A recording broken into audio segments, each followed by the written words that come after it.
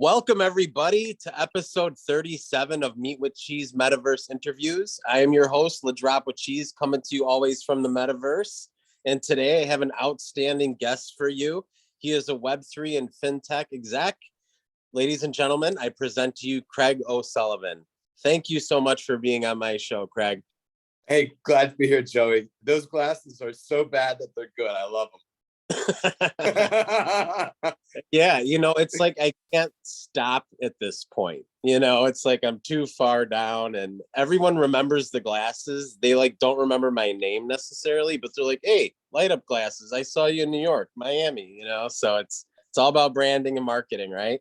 Oh yeah. No, that definitely goes a long way. I'm a big proponent of that, especially when you're bringing it to the real life here for conventions and being out and about. It's a good way to, of course, strike up some conversations. Yeah, well, I'm glad you appreciate it. So thanks again for being a guest. Tell us a little bit about your background and how you got into this world of, FinTech and Web3. So I've been in the FinTech world for some time now.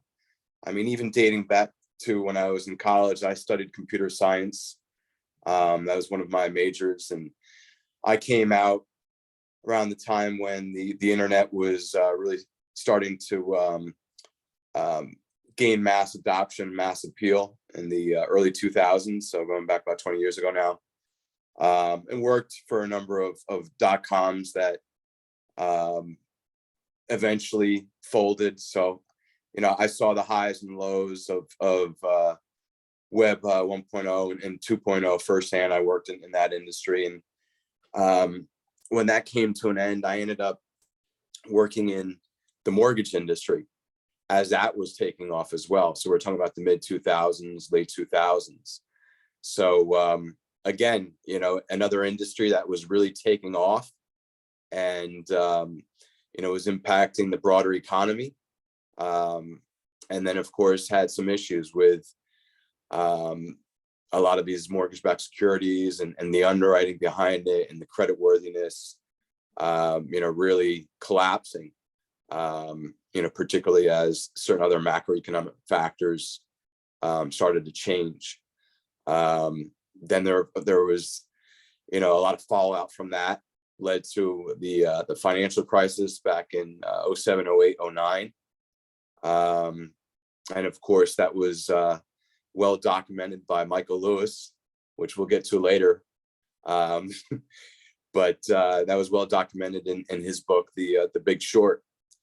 And coincidentally, one of the key figures in that book was a hedge fund manager who was a Vanderbilt University grad. And I ended up going to business school, to Vanderbilt, as all of that was unfolding.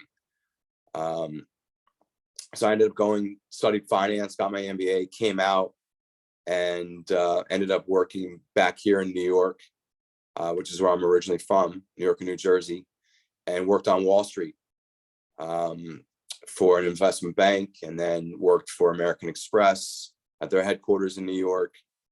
And then I ended up working for the corporate venture capital team at Verizon in the mid 2000s as the startup scene was really evolving, and we were seeing a ton of money pour into these early stage companies and disruptive technologies. Of course, we saw, your Ubers and your Airbnbs, 7 to 10 years ago really start to take off.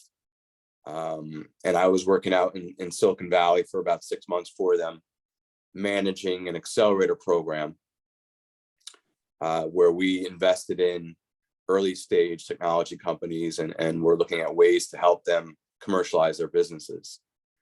So I've had this robust background and path here in finance and tech. And then in 2017, while I was at Verizon, I started to invest in crypto as that started to take off. It really caught my eye for a couple of reasons, my attention for a couple of reasons. Number one, I was going to a number of these pitch competitions just as a part of my day-to-day activities, working for Verizon Ventures. And some of them focused on blockchain startups. So I was starting to see that there was certainly a lot of interest at the grassroots level in blockchain and distributed ledger technology. And then, of course, that's the technology that underpins Bitcoin. And when I was working at American Express, we were looking at emerging innovation in payments and digital payments, and that came up a little bit. I remember, watching the 2016 documentary Banking on Bitcoin, and started to really pay attention in 2017 when the price of Bitcoin, for the first time, it surpassed the price of an ounce of gold. And that was in the early part of 2017. And then I said, okay, well, how do I buy some of these tokens? And just like everybody else, I think we've all had like a similar type of backstory here, where we find out, okay, well, what are some of the exchanges? How do you get verified to be able to trade on these exchanges? What are some of the tokens that we should be investing in outside of Bitcoin? Ethereum was the one that I really purchased most of my tokens in, when it came to crypto at the time. Mostly because I believed in their smart contracts and all of their decentralized applications. So I felt that was a competitive advantage over Bitcoin. And, sure enough, here it is. And Ethereum still is the second largest player when it comes to market cap in the space, right behind Bitcoin. So I've seen the highs and lows. I went through the crazy 2017 and that bull run. And then, of course, how the rug was pulled out from under it in early 2018. And then we went through that crypto winter and that bear market up until, of course, the pandemic hit. And that of course, changed all of these risk-based assets, whether it was in the stock market or in crypto, or even in the collectibles market with baseball cards and modern art, etc. That all really started to take off in 2000 when people had a lot of time on their hands. And of course, as the Federal Reserve was pumping a lot of liquidity into the market. So that's, the long and the short of my 20 years in fintech.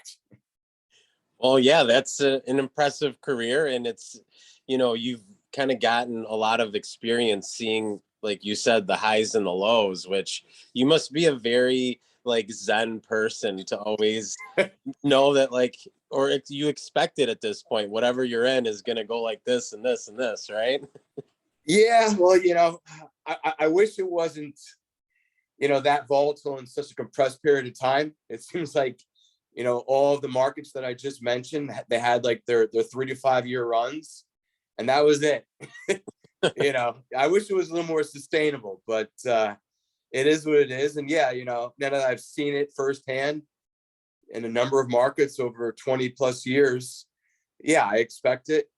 And we're seeing a lot of the same themes unfold here right now with what we've seen in crypto and Web3 this year. Obviously, it all started in May with the whole Terra Luna depegging and debacle. And then, some of the companies tied to that, like Celsius and 3 Arrows Capital, go under. And now here we are, not even 6 months later, and we're experiencing even bigger collapse and debacle in the market with FTX. So yeah, it's brutal right now. It's a change needs to happen, obviously. But yeah, let's talk a little bit about the current state of affairs. You brought up FTX. What do you tell us, what you know about the case? And there were some big developments this weekend even. So let me hear your thoughts on FTX. Yeah, so FTX was founded in 2019 by Sam Bankman-Fried. He kind of came out of nowhere. He was some young 20-something, and apparently he was able to build and establish a lot of wealth in the crypto market a few years prior with arbitrage. And as I mentioned, I started getting into it back in 2017, and I saw some of that myself firsthand, where we had all these disparate exchanges, both domestically and internationally, many in Asia, where the price of crypto was not the same. And there may have been a decent amount of spread in the bid-ask prices here across these platforms. So you could buy it, for 1,500 and immediately flip it to another exchange for 1,750 or even close to 2,000, where you had these 10 to 20% spreads. And that's just basic arbitrage, financial arbitrage. And that's apparently how Sam was able to quickly build his wealth. But, as we're finding out, and really nothing was as it seemed and as it was presented with him. So who knows, there may have been other reasons behind how he was able to quickly move up the, the ranks here in the crypto world. But at least that's how the story goes. So it became the second largest crypto exchange rather quickly. They had over 1 million customers at one point, over 16 billion in deposits. And then, of course, Binance, which was the largest crypto exchange, was an investor early on in them. I believe they acquired a 20% stake in FTX for about $100 million about 6 months after it launched, so in late 2019. But the relationship quickly soured as they were competing exchanges. And of course, FTX blew up rather quickly, so there may have been some egos there as well. And then Sam ended up buying out Binance, and I believe that happened last summer, and he paid about $2 billion in cash and the FTT token, which of course is the native token on the FTX platform. So that was one of the first shoes to drop here in the past couple of weeks, which led to the insolvency of FTX, because the CEO of Binance tweeted out that he was going to be dumping all of his FTT tokens. I believe he had about $500 million in FTT at the time. And of course, that created panic in the market, particularly with all of the retail investors that had their assets on the FTX exchange and platform, and it led to a bank run. So, that's where this all started to unravel. And then Cointelegraph, around the same time, published an article where they were highlighting the relationship between FTX and Alameda Research, which was this crypto hedge fund and trading platform that Sam had co-founded back in 2017. And he had a lot of his friends on the management team there. They were all young 20-somethings from Ivy Leagues. And the CEO of that, also her father was an economics professor at, I believe, MIT. And that professor was the former boss of Gary Gensler, who's the head of the SEC right now. So we're beginning to see some of the big players involved in this as well. So it goes beyond these 20-somethings and prodigies, where we're seeing some connections here with some big players in the geopolitical space and sphere. So when Cointelegraph published that article a couple of weeks ago, that demonstrated how the two companies were literally in bed together, because apparently, and there's a side story here, this is why this is such a crazy story. Apparently, Sam was having relationship with the CEO, Caroline, of Alameda. So the two companies were literally intertwined and in bed together. And there was just a lot of this commingling of funds at FTX and using it to prop up Alameda, as well as some of the other companies like Voyager Digital, which was another exchange that had problems last year, and BlockFi that had problems as well last year. And apparently Voyager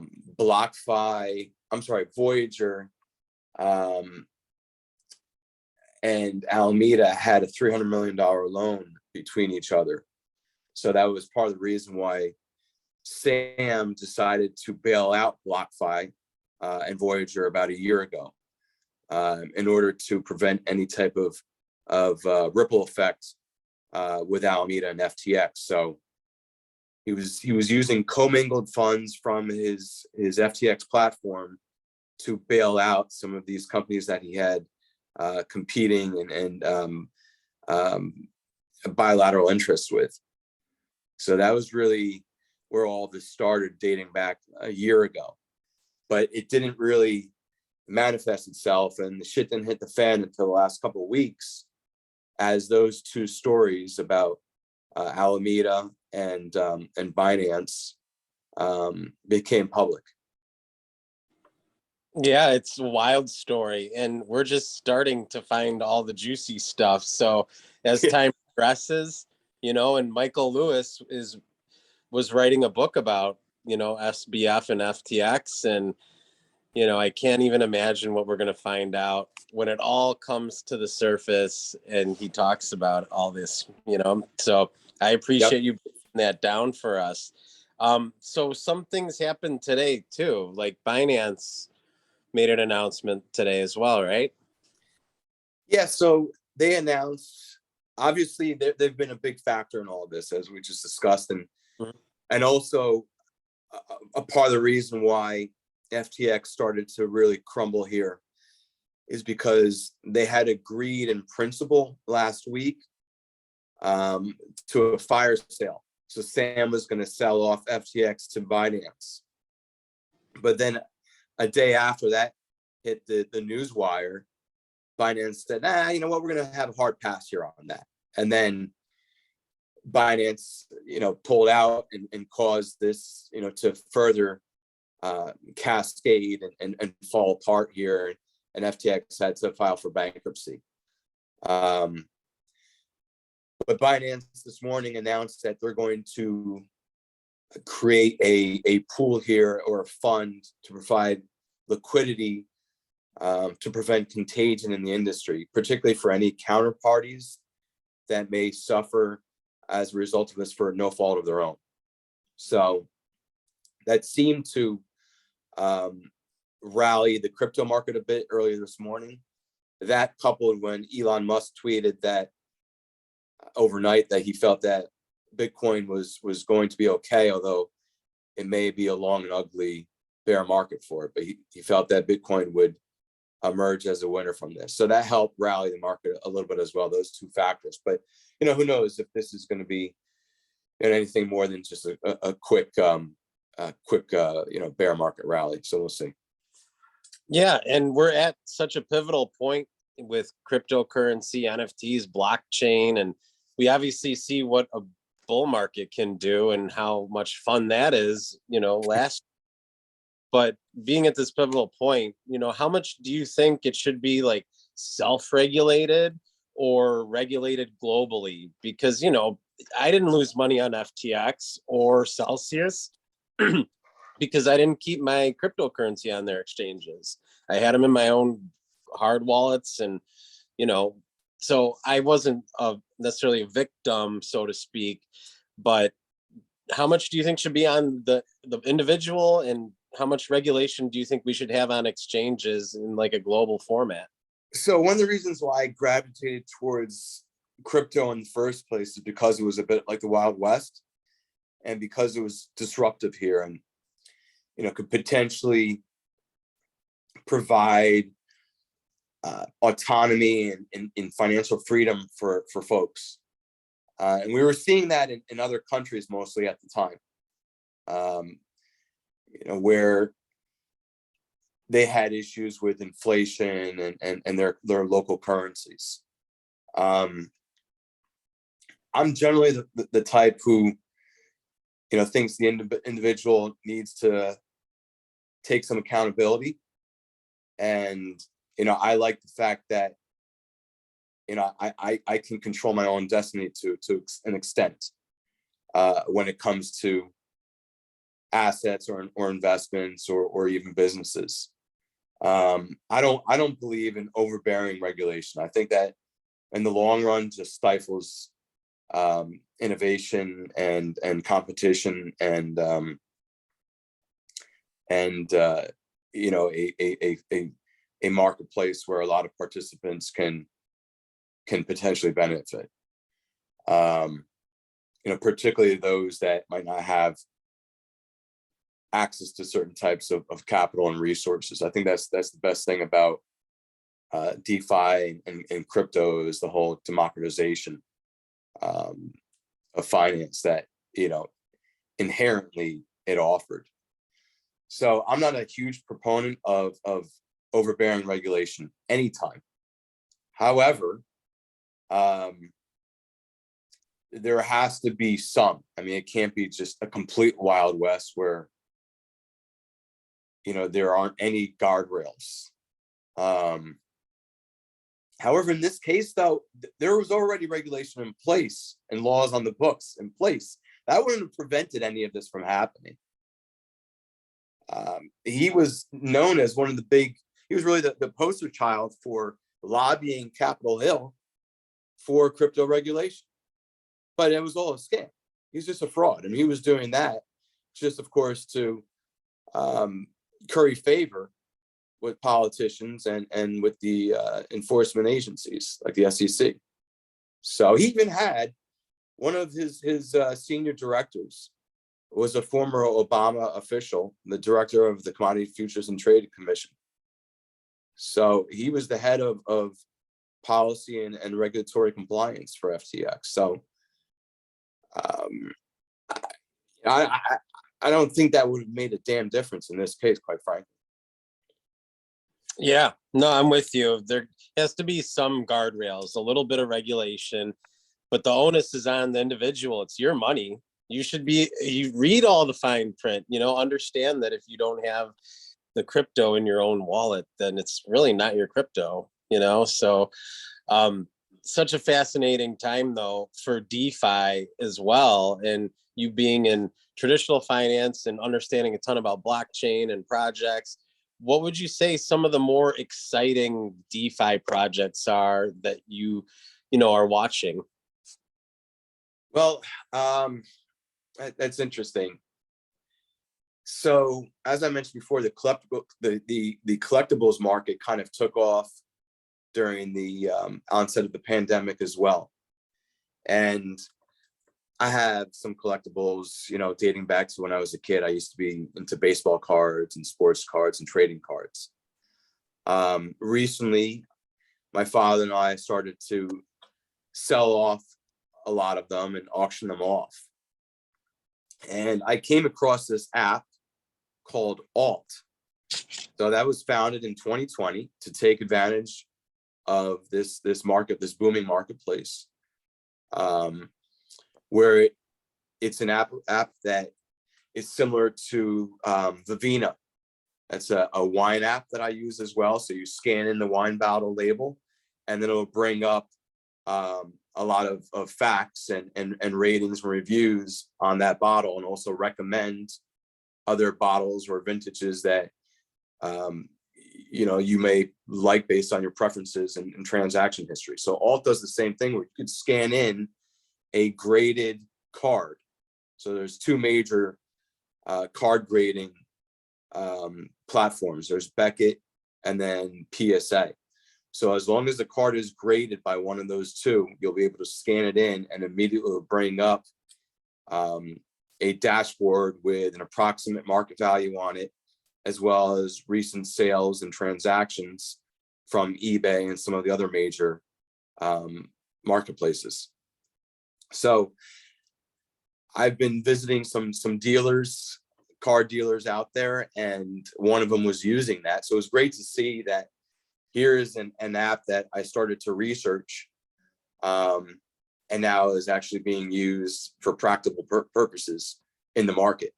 So that's one that I'm using right now. And I think there are very few competitors. I don't know of any. So certainly it's got that first mover advantage You know, it's an app that has some real tangible value to it to facilitate trades. Yeah, that's awesome. I didn't even know about that app until now. I have a pretty big collection of cards as well, and only some of them are graded. So I guess I need to get them graded first, but some I'm never going to get rid of, right? But I'm willing to part ways with some. What were some of the cards where you had a hard time parting ways with? Okay, so I had a lot of cards from the 80s and 90s. And generally in the baseball card market, so does everybody else, right? So there are, of course, diamonds in the rough, the ones that are limited in supply and scarce. And if they're like a rookie card of a famous player like Derek Jeter, so I had that one. I had one of his, my father and I, we had one of his scarce, rare rookie cards. And we ended up auctioning that one off for, I believe it was around 12 grand last year. Wow. Yeah. Yeah. As well as a Ken Griffey. I think we had a gem mint. So that was a 10 on a scale of 1 to 10 that they use in the grading world. And we had a gem mint, Ken Griffey upper deck rookie. That was like one of the most famous cards back in the late 80s or early 90s. And yeah. I believe we sold that one for about 4 grand. That's amazing. Yes, yeah. I'm familiar with these cards. I don't think I have any super rare ones, but Topps definitely had some error cards that have value. And I have some of those ones. I just need to get them graded. But we could probably talk sports cards for a few hours here. But probably. I'm glad you recommended that app because I'm going to check it out right after this. But, you know, in current news, Twitter, Elon Musk taking over, cleaning house and making changes and making big waves amongst the Twitter land. So what are your thoughts on what he's doing with Twitter? So I'm a big fan of Musk. I've owned, not anymore, but I own shares in Tesla and traded options off of Tesla. I'm a big fan of Musk, you know, from a business standpoint and also from, you know, standpoint of how he's trying to make an impact here in social media and society. So I'm a big supporter and proponent of the transaction. I know that was, you know, up and down for about 6 months. And of course, it impacted the Tesla stock price and Twitter stock price. In some cases, negatively, more so for Tesla stock. But yeah, I mean, I'm glad he was able to do it and bring some balance to the social media force, you know, to use a Star Wars reference.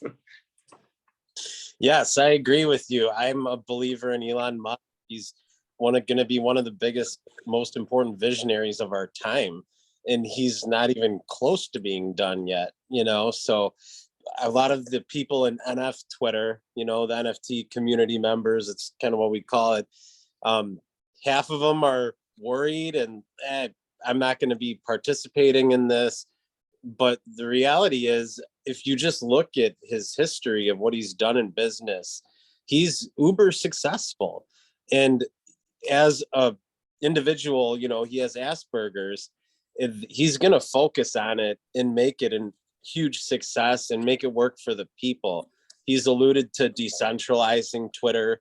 He already kind of did that with charging $8 a month for everyone for that blue check mark, and all the celebrities are pissed off. And I'm like, yes, I can have a check mark on Twitter. Sign me up, because now I have a little bit more credibility for what I'm doing, or perceived credibility.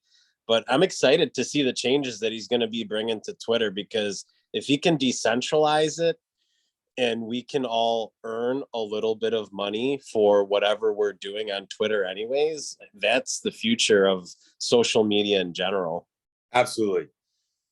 And, you know, when celebrities and other influencers were complaining about $8 a month, it's like, seriously, you know, that's when I'm like, that's when I know he's doing the right thing. When you're pissing people like AOC off, then you're doing the right thing as far as I'm concerned. I mean, $8 a month. I mean, anybody who's complaining about that is just not to be taken seriously. That's how much it costs for a general streaming service, and everybody's paying for that nowadays, multiple ones. So that's the way I look at it. It's just one more extension of that. And if he can, make Twitter more profitable, and make it a more efficient operation, and also provide opportunities for users, the regular, generic, average Jane and Joe, to help monetize their businesses or profiles, then that's awesome. I mean, that's what Web3 is all about, right? Having individual autonomy over your digital identity and being able to, take advantage of monetization, so that it's just not on one side where it favors everybody. Is the democratization of it, right? So sounds like that's what he's looking to do with it. And that, of course, is not the case in large part with social media, particularly with the big players like Facebook and Google, etc. Yeah, absolutely. I mean, the future is, we have like really good use cases of what that looks like, the decentralized of these large platforms. Like if you're familiar with this guy named Spotty Wi-Fi, he's like a rapper, Joey, not only am I familiar with him, I saw him live. So last month I went to the Web3 Investor Summit and Expo at Wynn Las Vegas. And he was one of the entertainers for our evening happy hour. So I was not familiar with him before that, but his name is terrific. I mean, how awesome is that for a crypto themed rapper's name? And he actually was pretty entertaining. I thought some of the lyrics that were tied to Web3 were funny. So yeah, I thought he was good. Yeah, I love his work because we're all geeks in this space. It's complicated to understand blockchain, what's Web3, the metaverse, right? Which is why there's no idiots in this space right now, which I love. It's just people that want to challenge and are intelligible. But anytime he talks about the freedom of blockchain and Web3, he's like, as an artist, you don't need a lot of followers to make a living. If you have 1,000 or 2,000 followers and they're buying your stuff, that's really all you need. Whereas people are trying to achieve millions of views on these big platforms to make pennies, because Google makes all the money and so does Mark Zuckerberg every time, So I love where the future is going with the social media decentralization, and there's no stopping us. You're going to be building. We're all building in this space. We're building those pillars that are, foundational for future generations right now. So it's a really exciting time, even though it's a bear market. Yeah, and I think, with Elon Musk taking over Twitter, it's just an example of how it allows many of us to have these opportunities where we, it seemed like there was a lot of challenges starting to crop up, and for folks that had their own YouTube platform and trying to monetize that and being canceled or silenced, etc. But now that Elon Musk, comes in and he can help challenge some of these established forces that all seem to have the same type of agenda, that certainly shakes things up. And I think, if nothing else, that's a silver lining in all of this for sure. Is there's always challenge, and it seems like there's obstacles, but you're never really out, because there's always something that could develop that could change the dynamics here and make it more favorable. Yes, definitely. And I really appreciate you talking to me about all these things. I definitely want to upload just like your story of FTX, because I think people should watch that, and you have very good comprehension of what's going on, and it's valuable information. But I have a question for you. What did you buy Ethereum at? When you first bought Ethereum, what was the price? Around $200. Oh, very nice. Are you still holding any, or did you flip it when it went up? Nah, I've traded in and out of it many times in the past 5 years. Okay. What Yeah. price do you think it's going to go down to in this bear market? I wouldn't be surprised if it went down to around 750. Bitcoin, that for sure is headed towards 12. I mean, that moves in $4,000 increments. So 20 was a big number. Now it's 16 is what it's trading around and kind of consolidating around. When the next shoe drops, we're going to see it go around 12,000. That seems to be a pretty big support level as well. Awesome. And do you have any idea when the next bull run is coming? Nobody does. If there's any takeaway from this conversation, Joey, it's expect the unexpected. And anybody who tells you they know how things are going to play out is somebody you don't want to listen to. You probably want to do the opposite of them. I couldn't agree with you more. And you have been extremely insightful. My viewers are going to be so glad to hear all of your perspective. And I just want to say thanks again for taking the time to speak with me. This was great, Joey. I really appreciate the fact that you had me on. Enjoyed talking to you. Awesome. I will see you soon.